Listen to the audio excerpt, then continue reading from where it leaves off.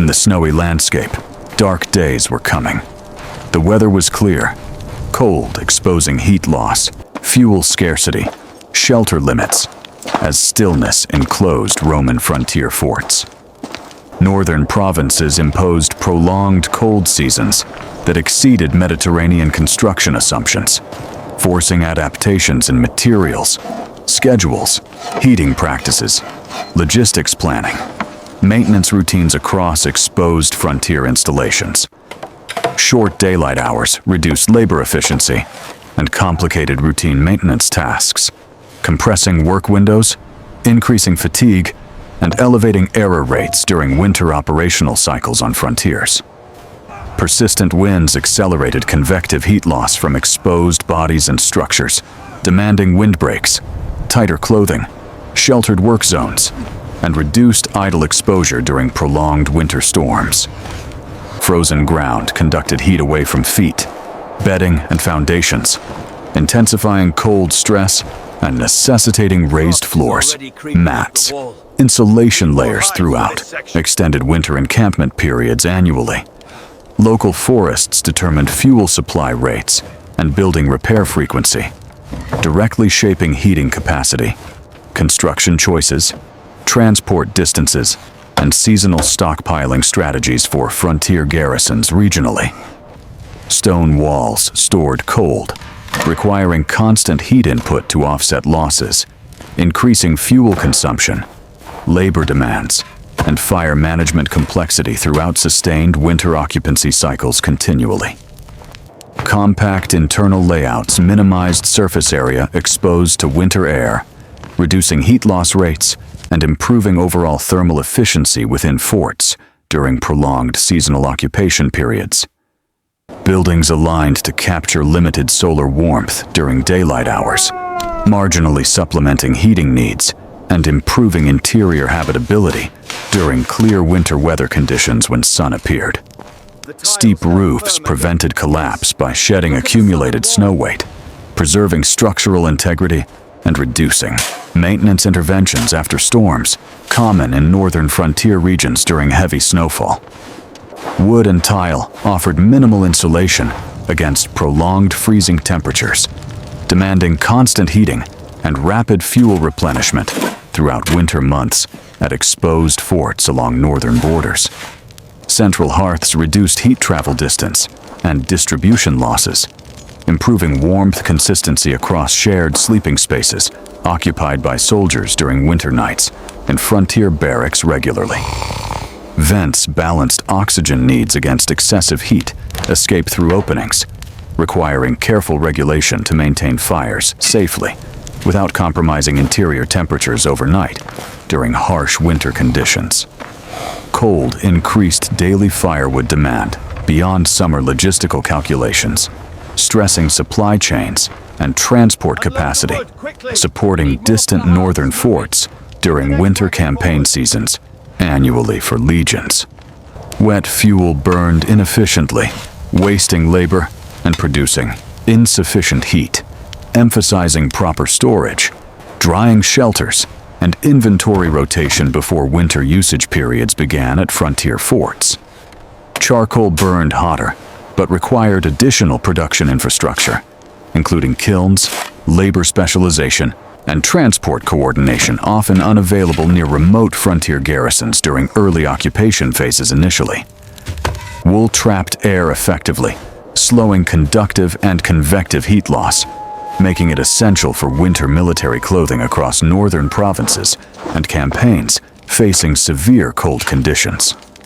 Thick soles reduced thermal transfer from frozen soil surfaces, protecting feet during prolonged standing and marching across icy terrain near frontier forts in winter conditions continually.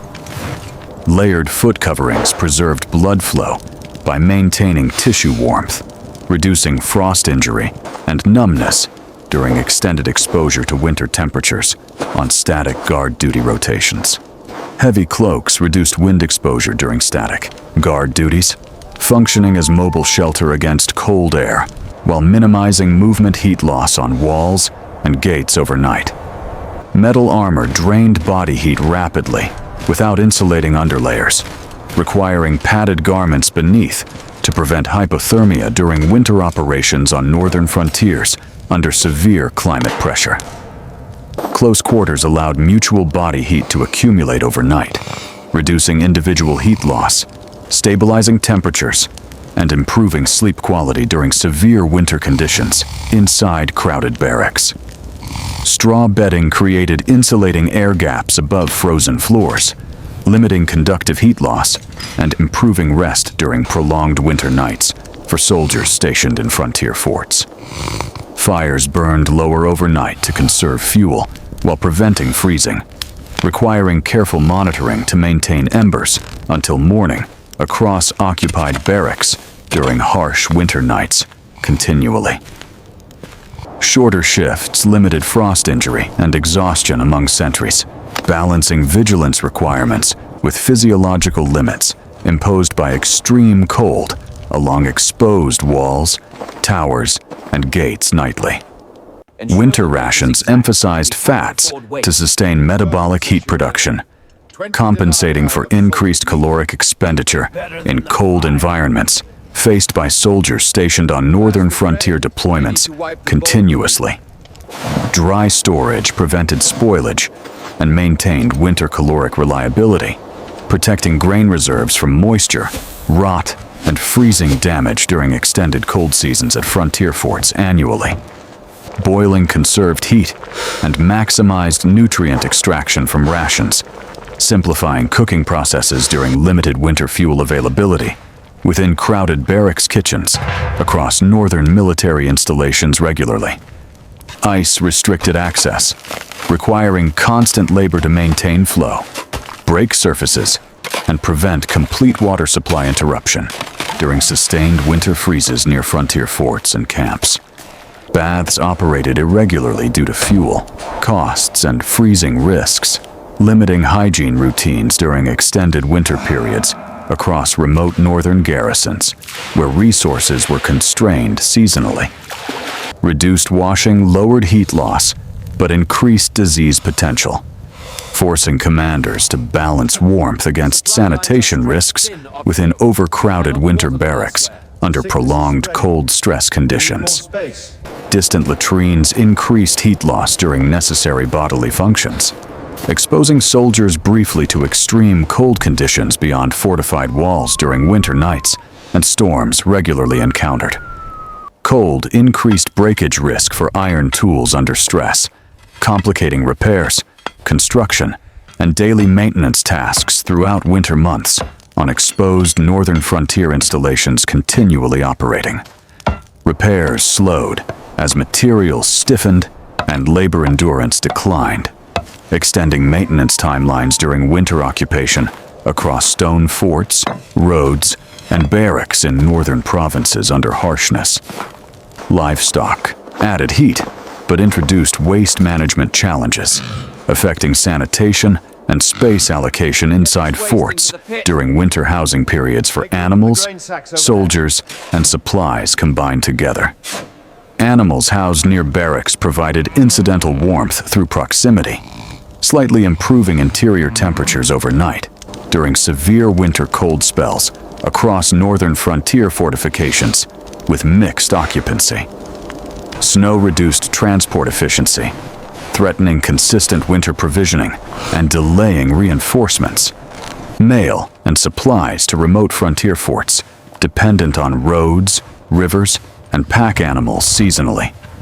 Constant wear compressed fibers, reducing insulation effectiveness over time and necessitating frequent clothing repairs throughout long winter deployments faced by soldiers on northern frontier assignments annually. Experience taught early signs, limiting permanent tissue damage through prompt response and protective measures against frostbite during prolonged winter. Exposure on watch, patrol, and march duties. Gradual rewarming avoided shock, but required time and shelter, reducing recovery speed during active operations in winter, especially at isolated frontier forts, lacking medical facilities nearby. Extended nights reduced morale, but enforced rest cycles, shaping psychological endurance during winter garrison life on remote northern frontiers, under prolonged darkness and isolation conditions annually. Physical drills decreased intensity to prevent excessive heat loss, preserving strength while reducing injury risk during winter training periods within frontier garrisons under extreme cold conditions. Cold thickened oils, impairing weapon readiness without maintenance, demanding frequent cleaning, warming, and relubrication to ensure reliability during winter operations across northern frontier forts and camps. Wooden shields absorbed dampness, increasing weight and heat loss, stressing carriers and requiring drying routines near hearths to maintain handling efficiency during prolonged winter deployments seasonally. Controlled pace prevented sweating, which increased later freezing risk, maintaining thermal stability and endurance during marches across snow-covered terrain in harsh winter conditions faced by legions. Frozen ground restricted digging, constraining defensive modifications, and limiting trenching, post holes, and drainage improvements during winter occupation of frontier camps and forts under sustained cold stress.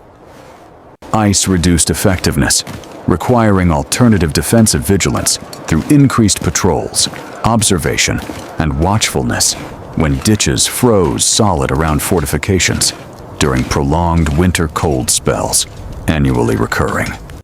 Weather slowed messengers, isolating frontier units operationally and delaying orders, intelligence, and coordination across vast distances during winter storms and heavy snowfall in northern provinces regularly. Oil lamps provided limited light while consuming resources, constraining nighttime activity and increasing dependence on daylight hours during extended winter darkness within frontier barracks and forts. Thickened oils burned poorly, reducing illumination and warmth, complicating nighttime tasks, and increasing fuel consumption demands during winter months in remote frontier installations and camps alike. Increased heating raised accidental fire probability inside crowded barracks, demanding strict supervision, fire breaks, and disciplined routines to prevent catastrophic losses during winter confinement periods under risk. Reducing airflow conserved heat, but increased smoke accumulation, forcing compromises between warmth, visibility, and respiratory health within enclosed winter barracks, housing soldiers, fires, and cooking hearths. Operations adapted to climate rather than strategic preference, delaying campaigns, altering patrols, and prioritizing survival logistics during winter months across northern frontier zones under environmental constraint. Strict routines maintained order despite physical discomfort, reinforcing discipline, predictability, and morale during prolonged winter confinement. In remote frontier forts, facing cold, darkness, and isolation continuously. Rituals provided structure during prolonged environmental confinement, reinforcing identity, routine, and cohesion among soldiers enduring winter isolation within frontier garrisons under harsh climatic conditions seasonally recurring. Frozen soil delayed burial, increasing sanitation challenges as waste accumulated, odors intensified, and disease risk rose during winter months inside crowded frontier forts lacking disposal options. Cold reduced pests, but also slowed waste decomposition, offsetting sanitation benefits by prolonging contamination risks near living quarters throughout winter occupancy of frontier garrisons and camps. Extreme winters sometimes exceeded sustainable logistical capacity, forcing temporary withdrawal, consolidation, or abandonment of isolated frontier forts, unable to secure fuel, food, and supplies reliably seasonally. Spring repairs addressed structural stress accumulated during freezing cycles, repairing cracks, warped timbers, and damaged roofs after prolonged winter exposure across frontier military installations, annually recurring. Experienced soldiers guided newcomers through winter survival practices, sharing techniques, routines, and cautionary lessons learned from previous cold weather deployments along northern frontier zones and harsh climates. Systems prioritized survival efficiency over physical comfort, accepting hardship as necessary trade-off to maintain operational continuity during winter occupation of frontier forts under persistent environmental stress. Designs balanced durability against unavoidable thermal inefficiencies, accepting heat loss as structural reality, while prioritizing strength, longevity, and repairability across frontier constructions in hostile winter environments. Calories converted directly into warmth under sustained cold exposure, making food intake, digestion, and metabolic efficiency critical survival mechanisms for soldiers enduring prolonged winter deployments conditions. Crowded spaces conserved heat but increased disease transmission, forcing constant balance between thermal efficiency, ventilation, sanitation, and health risks during winter confinement periods inside frontier forts. Officers received better insulation due to status and responsibility, reflecting hierarchical allocation of resources within forts during winter hardship conditions across northern frontier military installation systems. Northern recruits adapted faster due to environmental familiarity, possessing clothing habits, endurance expectations, and cold tolerance shaped by upbringing within harsh regional climates and seasonal rhythms. Winter imposed slower tempos across all operational systems, reshaping training, logistics, maintenance, and command expectations throughout prolonged cold seasons on distant northern frontier military deployments regions. Survival depended on accommodation, not domination, of climate, emphasizing adjustment, humility, and systemic flexibility over technological conquest within harsh frontier environments across recurring winter cycles annually. Distance magnified winter shortages despite imperial organization, stretching supply chains, communication, and response capacity beyond theoretical efficiency during severe cold seasons on remote frontiers of empire. Repeated winters degraded equipment, bodies, and infrastructure gradually, compounding wear through cycles of freezing, use, and repair across years of frontier garrison occupation and sustained exposure. Roman survival emerged from interconnected adaptations under persistent constraint, where logistics, engineering, physiology, and discipline functioned as one system across hostile northern frontier winter environments, collectively